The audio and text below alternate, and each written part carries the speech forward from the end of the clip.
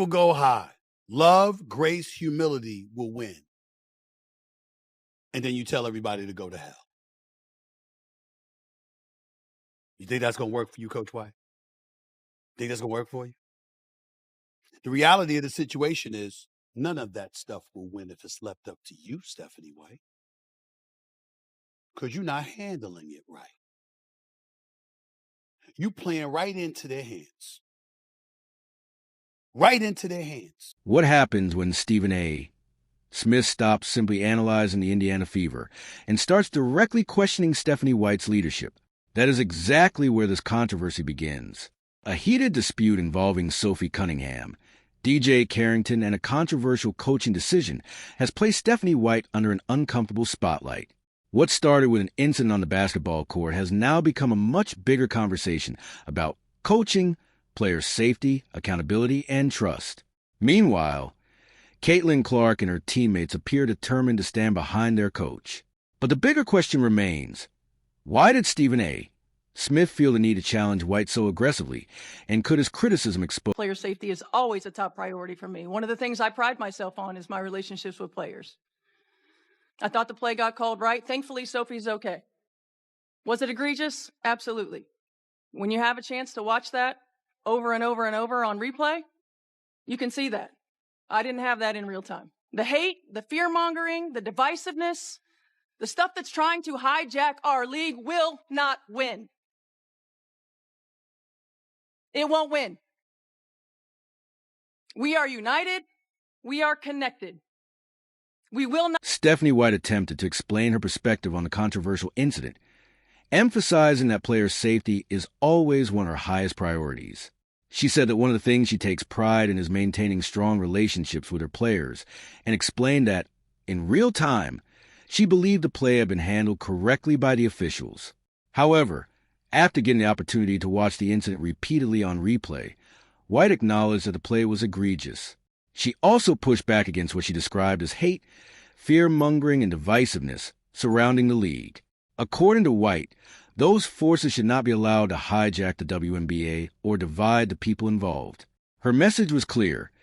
She believed the team needed to remain... Reality of the tense situation that the WNBA, and especially you as the coach of the Indiana Fever, is involved in.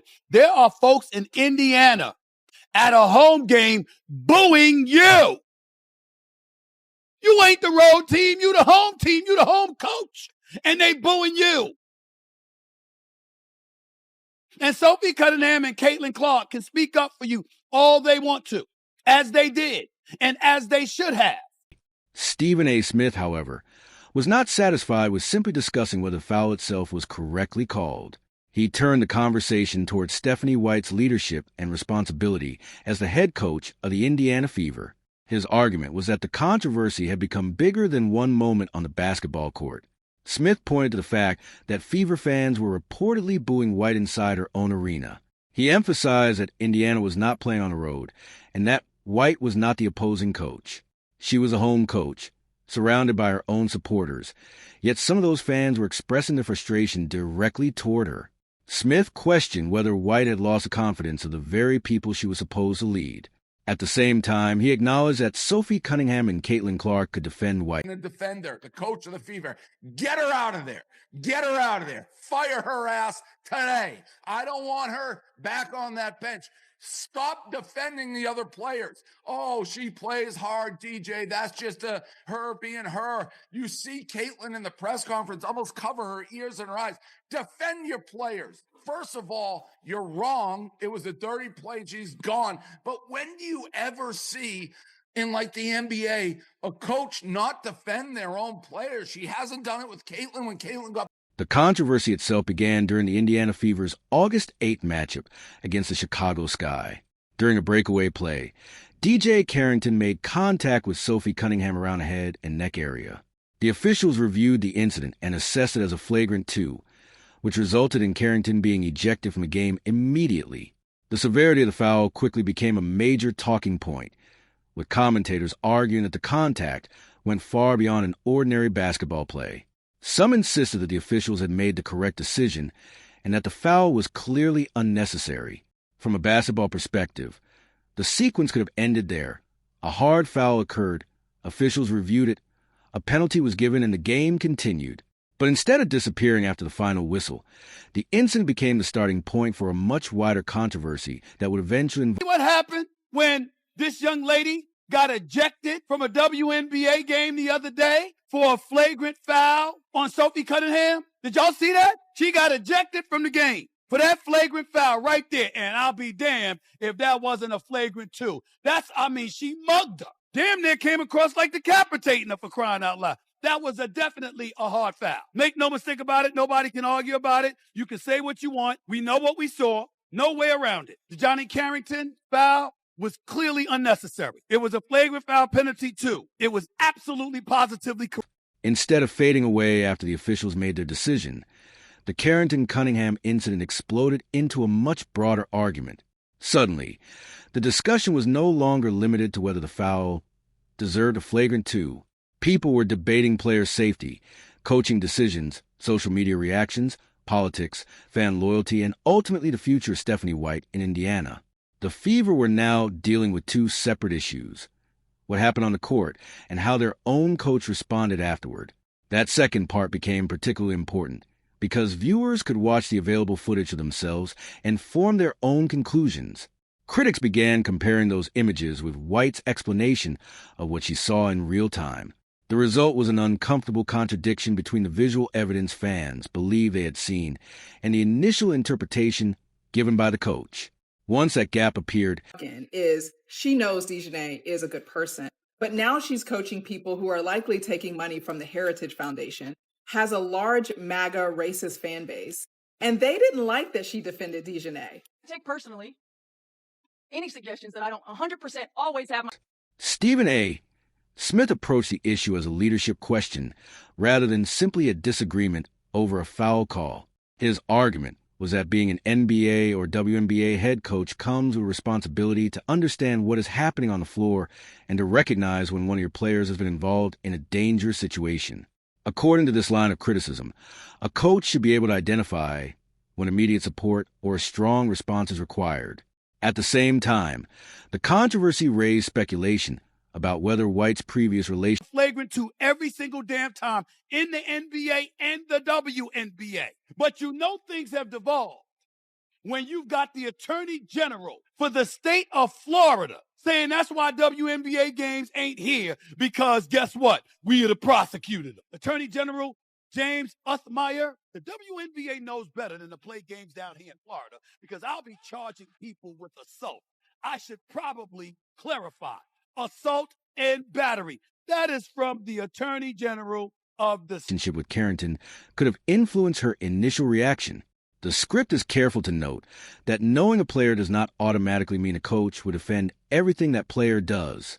Coaches spend years building relationships with athletes, learning their personalities and tendencies, and developing a level of familiarity that can continue even after players leave their teams. White supporters could therefore argue that she was simply describing what she believed she had seen at game speed. Her critics, however, continue to ask whether she would have reacted differently if she had no previous relationship with the player involved. You're wrong, but it starts to make me think you care more about the overlying social issues and not pissing off other people in the league and saying men can play in the league because she's one of those players. Coaches, when asked, always is taking the far left side of it. This isn't politics. Your player got assaulted. Defend your player in the press conference. Be like, yeah, that was a dirty play. She should have hit the showers. She acts like she's the coach of the other team. I don't care if she's the best X's and O's, which she's not. Get her the hell out of there. Either defend your players again. The situation became even more heated when Stephanie White addressed the growing criticism before the Fever faced the New York Liberty. Instead of giving the kind of carefully polished statement that coaches often deliver when their team is surrounded by controversy, White responded with obvious emotion. She spoke about love, grace, humility, and unity, while simultaneously sending an unmistakably blunt message to her critics. That combination made her comments especially memorable. Dumbest coach I've ever seen. Love, grace, humility, integrity. And you can go to hell if you don't love, grace, and integrity who I want. She is the dumbest human being to ever coach a professional sport.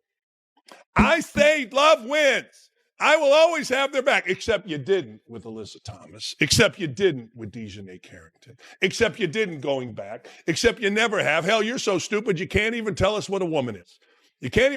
On one hand, White was presenting herself as someone who wanted to keep the team together and prevent outside forces from dividing them. On the other hand, she was clearly frustrated by the growing attacks against her character and decisions. Her comments suggested that, in her view, the controversy had moved far beyond a single basketball foul. She believed the situation had become part of a much larger attempt to attack her leadership and create division around the Fever. That emotional response only intensified the discussion, because critics began focusing not only on what White of chances to come out with a statement like this and chose not to come out with a statement like this.